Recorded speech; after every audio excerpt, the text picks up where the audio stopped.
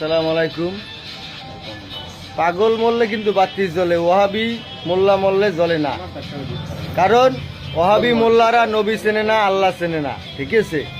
কিন্তু পাগলে ঠিকই আল্লাহ চেনে, রাসুল চেনে বিদেই অগ কবরে বা অগ রওজায় বাতি জ্বলে, ঠিক আছে। এইটা ওহাবি মোল্লারে একটুখানি শেয়ার করে সবাই জানান। ওহাবি মোল্লাকে সাবধান করে দিয়ে, নবীর বিরুদ্ধে যদি কথা বলে আর যদি তাহিরের বিরুদ্ধে কথা বলে, যদি কোনো পীরের বিরুদ্ধে কথা বলে, যদি কোনো পীর দরবারের কোনো ক্ষতি করতে চায়, তাহলে কিন্তু ওহাবি মোল্লাকে ছাড়া হইবে না। আমরা কিন্তু ছাড় দেব না। আমরা কিন্তু ওহাবি মোল্লার ভয় পাই না। আমরা এখনো ধৈর্যর সহকারে আছি, কারণ ধৈর্যশীলদের থাকে আল্লাহ থাকে।